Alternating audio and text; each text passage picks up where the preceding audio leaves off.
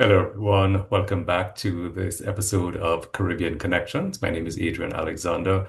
I'm with Free the Slaves, the Secretariat to the Caribbean Coalition Against Trafficking in Persons. And with me today is none other than a man of many names, many hats, many responsibilities, Mr. Merphilus James. We'll talk about some of the hats that he wears, but one hat is that Merphilus is actually one of the members of our leadership committee on the Caribbean Coalition Against Trafficking in Persons. But he also, as I said, has so many other responsibilities. So in this context, we'll be talking to him about his role as president of the Disabled Peoples International North America and Caribbean Network. So, Merphilus, welcome to Caribbean Connections. Thank you very much, dear Adrian. So good to see you again, my great sir, and always a pleasure to have you as a host in such proceedings. You are so eloquent, Merphilus. It's always a joy chatting with you. So, I mean, for persons who don't know you, which would probably be a small number of persons because you are very well known across the region, but for persons who don't know you, who is Merphilus James? Merphilus James is a proud Saint Lucian, Saint Lucian by birth, and I'm born and raised and lived there. And a few years ago, maybe about 10 years ago, I went to a meeting of the National Council of and for Persons with Disabilities, and I walked out president. An organization I was never involved in, that I was never involved in before. I was invited to come in and to watch what was happening, and I walked out president because someone had the great idea to nominate this guy that they've never seen before and never heard before, but he seems to be Wow. able to speak well and articulate. And my life hasn't been the same since. I could So since imagine. becoming president of the National Council of and for Persons with Disabilities in Saint Lucia, that very year, a few months later, I was voted onto the Regional Council of Disabled Peoples International. And 4 years later, I was elected president of Wow. Disabled Peoples International North America and the Caribbean. So disability advocacy has really taken up a lot of my life. I've been a person with disability from birth. I've used the left prosthetic leg since I was 4 years old. So I've literally walked the path of disability, and being involved in this movement has really opened up my eyes and taught me a lot about the correct disability inclusive language and various accessibility guidelines. And there was so much I had to learn in order to be an effective advocate. So it thrust me in the public limelight. I'm usually a shy, reserved, quiet person. I love my peace and quiet, but this work, especially when you're working for the benefit of others, especially a very marginalized group like persons with disabilities, it does not afford us much privacy or shying away from the media and the public limelight. So it has been the journey. Most of the work happens at the local level in each of our territories. In Disabled Peoples International, we have 17 member territories. And we span from Canada in the north all the way to Guyana in the south, and Belize in the west, and Barbados in the east, and the Wow, that's Caribbean good. territories between there. So we're really a grouping of the national independent disability organizations in each of these territories. We come together under the umbrella of Disabled Peoples International. But in each of our territories, because our board is really made up of the presidents, the regional council is really the presidents, the heads of all these organizations, where we do our own work on the ground in our respective territories. And at the regional level, we come together at Disabled Peoples International to share best practices and to direct each other to funding opportunities and various programs. And it's all collaboration, cooperation, and networking. That's great. And I mean, you do that. You epitomize the collaboration, the networking. And yes, you're focusing on your work in St. Lucia and your work in this region, North America and the Caribbean. But I know you travel extensively, so your advocacy is global. Tell us a bit about that. How have you seen, as a proud St. Lucian, as a Caribbean person, that your advocacy is having an effect on the world stage? Well, I would like to draw reference to the first time you and I actually met physically, and it happened all the way in Rwanda, in the Very heart of true. Africa. So, though we're Caribbean brothers and we had communicated before, and you're in Trinidad, I'm in St. Lucia, but we physically met there. And it happened because I was included by my prime minister in the national delegation to the Commonwealth Heads of Government meeting in Rwanda. And he included me specifically as the head of the national body for persons with disabilities in St. Lucia. And being there, I was able to interact with disability leaders in the Commonwealth, and I was asked to present on the spot right there at a side event for persons with disabilities. And I had an opportunity to meet the parliamentarian there in Rwanda who represented persons with disabilities as well. So I was able to share our best practices in St. Lucia, our successful projects, and how our advocacy was shaping up, especially in the context of a small island developing state. So it was very an honor, a humbling experience to have to present on our work in St. Lucia and in DPI NAC there in Rwanda. And I was very happy that people appreciate the strides that we are making, our programs in climate resilience and aquaponics and prosthetics manufacturing, in really taking away the focus on persons with disabilities as being seen as objects of charity, just sitting around with charity being bestowed on us and handouts and social programs. We were showing that given the right resources, we can lead in innovation, in sustainability, in climate resilience projects. And this is what our work here, especially in St. Lucia, and in encouraging my members in the various parts of DPI NAC to really take the lead in tapping into funding, like in the Jeff Small Grants program and in international funding, to take advantage of the opportunities in the green economy and in sustainable development, especially. That that really needs me to dig a little bit, you know. Um, Climate resilience. We Yes. are in the belt here in the Caribbean. So Caribbean and Latin America, second most impacted region in the world by climate events. How do Yeah. you see the work that you're doing? And give us a little detail about some of the work that you're doing in St. Lucia to build resilience to climate change, and what is the level of engagement from persons with disabilities in St. Lucia in that project? Well, absolutely. So we're in a very hot zone in the hurricane belt, and also with various other subtle threats like rising sea levels and warmer temperatures. We know that when it comes to climate change adaptation initiatives, we have to really take advantage and be in the forefront in using all the donor funding available to build a more resilient societies, especially agricultural sectors. In small island developing states like ours, especially globally, where we're told people with disabilities are among the poorest of the population. So we find that especially in our rural communities, a lot of our poor members turn to agriculture, to farming, as a means of sustaining themselves and generating revenue. But even then, people with physical disabilities in rural communities are limited drastically, moving across rough terrain and getting agricultural work done on steeper slopes or in areas where irrigation is not easy to access. And we had to consider what are the easier options available for agricultural production, for crop production? What can we direct our members to?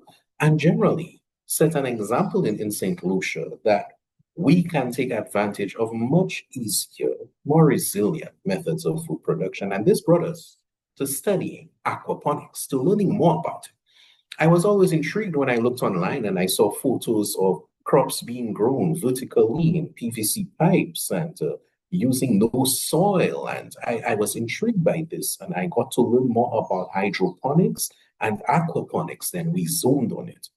And we saw that it was a very viable avenue, that the donor agency that we turned to, the Jeff Small Grants Program, were very keen on funding marginalized groups like persons with disabilities and on organic agricultural production like aquaponics. So this is why we chose aquaponics and not hydroponics, because in hydroponics you use synthetic fertilizers. In aquaponics, the nutrients are generated from organic processes involving the breakdown of fish waste, all something that just mimics what happens in natural ecosystems. So we got the funding, we sold, we were able to market the idea to Jeff and to other local corporate partners, and we built from scratch an aquaponics facility where we boast state-of-the-art technology. We imported a fancy technology from the United States. We had to resist the local emphasis on officials in various government ministries of using recycled materials and taking drums and hoses and readily available things. We could have done it that way. We could have done it much cheaper. But Adrian, it was so important for me to say that, no, let me expose my members to the pinnacle of technology. Let us show people what heights they can get to with the right technology, the fanciest materials, and let their imagination do the rest. Now, if afterward they choose, well, they'll use drums and hoses, okay, but let us show people the height of aquaponics. So we have now currently a facility operating where my members are producing organic lettuce, marketing to the main resort in that part of the island, supplying our main supermarket chain, Massy Stores, Okay, I and see. the general public, managing, operating this state-of-the-art facility. So we've received very great reviews from ministers of government, foreign ambassadors, corporate donors. Every donor has come to us and told us, write them for more funding, for more money. Excellent. Because it was very important for me to impress our donors. We had a simple motto, a simple mission of not doing nonsense with people's money. Simply put, we had to show them that we're putting your money to good use, and we did that. So in addition to our other projects of manufacturing prosthetic legs at the lowest prices here in Saint Lucia to serve our population, prior to that, people had to travel out of Saint Lucia to get prosthetic legs done. We have very high incidence of diabetes and amputations.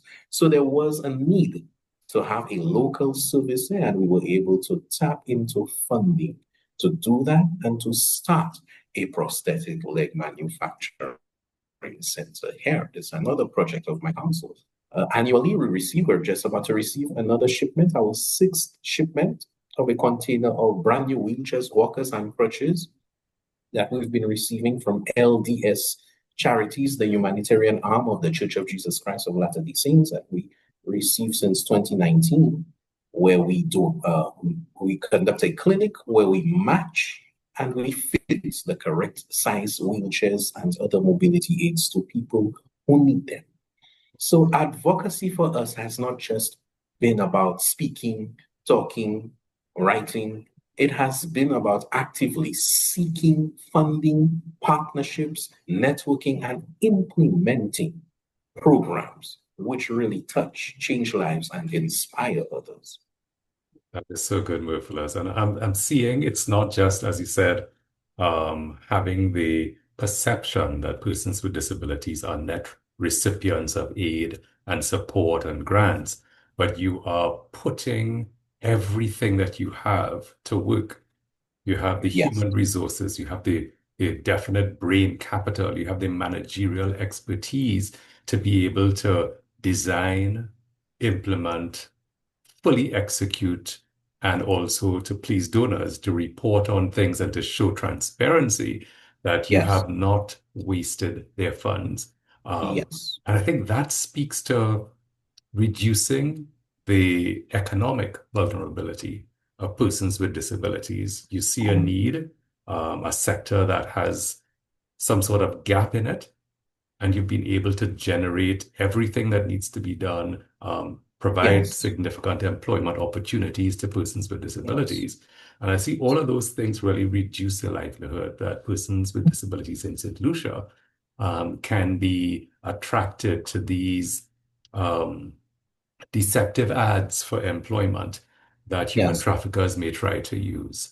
Is this something that you see NCPD and DPI NAC targeting to really build the opportunity for persons with disabilities to be even more resilient to things like human trafficking?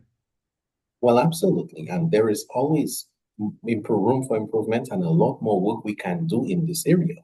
But allowing people with disabilities to gain that economic empowerment, we know mitigates greatly against the vulnerabilities to modern day slavery and human trafficking, because being among the poorest of the population, and we're told that this is fed to us, it's broadcast to us always that persons with disabilities are among the poorest. We know that traffickers have targeted members of our sector, especially for this. The unique vulnerabilities that we have, persons with disabilities who are dependent heavily on caregivers for support, for communication, for their basic needs, are most vulnerable to human trafficking. And sometimes it's very hard to detect, especially in cases where it's family members or the caregiver who is the one trafficking that person. So, in creating these very tangible opportunities where our members can not just work or participate, but can lead in innovation and in such initiatives, we know it is a very effective tool in combating modern slavery and human trafficking, especially when we have caregivers, families, the schools, the community involved. So our programs also carry that community-based rehabilitation emphasis, where if at the community level, we can set up such interventions where the communities involved, families, caregivers, loved ones, in addition to our direct members, it creates a really supportive network, but one where there should be transparency, accountability, and where people's motives in terms of development and advancement should be clearly seen and known and defined. So there is not that covert trafficking of people happening. And one of the things that I remember from the 2023 Freedom from Slavery Forum that was held in Trinidad, you were one of the presenters, you and Dr. Floyd Morris of Jamaica. And so many people spoke about, yes, we've attended different sessions on human trafficking before, but this piece about disability was something that was never included, so people in law enforcement, people in civil society, people in the judiciary had an eye-opening experience listening to the presentations from Dr. Morris and yourself. And I see that inclusion of persons with disabilities in every issue, every sector, every topic is so important because we get a perspective that otherwise may be completely missed.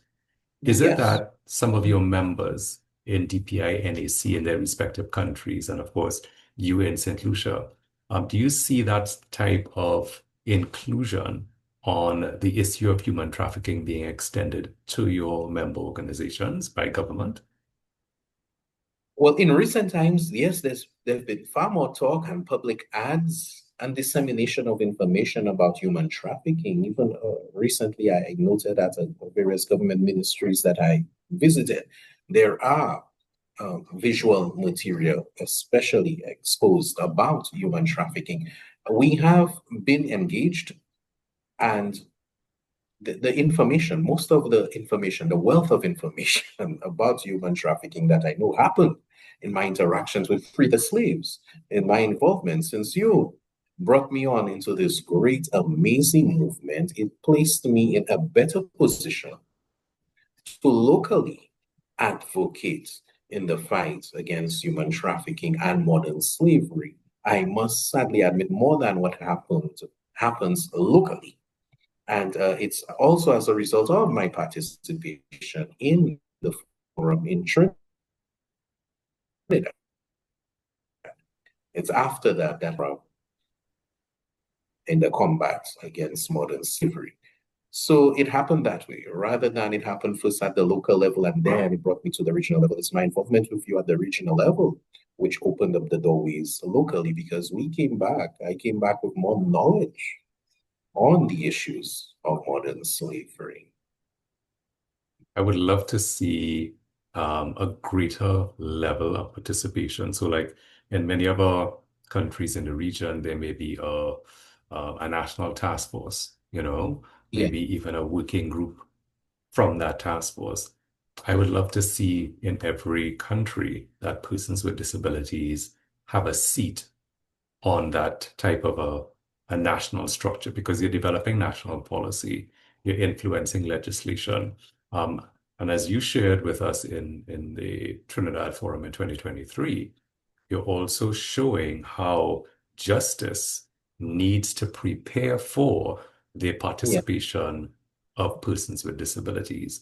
And I think as the region moves towards greater um, prosecutions, greater numbers of prosecutions of traffickers, and more effective prevention strategies of traffickers, we need to hear the voices of persons with disabilities, the input, the contributions, so that our, as you mentioned, the visual materials on trafficking that you're seeing more in St. Lucia won't only be visual, because exactly. they obviously exclude Yeah, persons yeah, who are persons blind, with visual impairment. Yes. right? Yeah. As well as if they are only if they're only auditory, how are we Yes. really bringing everyone to the table? So I would love to see that more and more. And I know as a brilliant advocate, you have your ways and means to be heard in various Yes. quarters. Yeah. Yes. So even in the great work that you're doing here, I will be at you to ensure that there are captions where possible, sign language interpretation. I take that, And that yes. use, yes, Yes, yes, we yeah. use all of the means necessary to bring out the information. The right to information is one of the most Right. basic rights, and especially for people with disabilities, information must be placed in accessible formats so that we can all receive it. And that, I would admit, is a work in progress, but it is a work that will be, you will see the fruit of that. That is my Well, promise to you, my brother. You will see the fruit of that. In well terms then received. of um, disability advocacy and resilience to climate change, what do you see going forward for our region? I know COP is held every year and there's a buzz of activity around COP. Do you see a lot of inclusion for persons with disabilities in that forum as well, to be able to share even the intersection between resilience to climate change and how that helps to build resilience to modern slavery and human trafficking? Mhm. Absolutely. And increasingly, with much of these global forums happening, there's great emphasis on the inclusion of persons with disabilities. We see it. The donor agencies, especially, are very particular on vulnerable, disadvantaged minority groups having a prominent seat as such. And I think in my recent participation in various programs, we're coming a long way from just seeing people as victims. The world wants to see more testimonies, more active participation of people leading in the various fights against whatever the cause may be. They like to now see people coming with brilliant ideas and solutions and showing what works rather than just complaining about the problems over and over again. So Agree. this is why it's very interesting. It's very key in my advocacy to position my members as leaders, as success stories, that when they come, they're not just regurgitating complaints, but they are showing how we have triumphed, what has worked for us, what can work for you, and how we can make it better. Excellent. Excellent. Merphilus, we can leave it there. That has been a a wonderful summary of the work of DPI NAC, and of course, with you at its helm. We will sit down again, I'm sure, because I know that you're always doing great work through the different roles that you have, whether it's at the level of St. Lucia with NCPD or DPI NAC, or at another Chogam. We may meet again. And likewise, you too, my brother. You are doing a phenomenal work, and we appreciate you and the work that you do at Free the Slaves. And keep it up. And To greatest of God be the success to glory. you. To God be the glory. Amen. Thanks so much, sir. So until Bless you. next time, thank you so much, everyone, for tuning in. And if you want to get in touch with Merphilus James, either in his capacity as president of DPI NAC or at NCPD in St. Lucia, you can reach him, and Merphilus will share his email address or WhatsApp number. Yes. So you can reach me at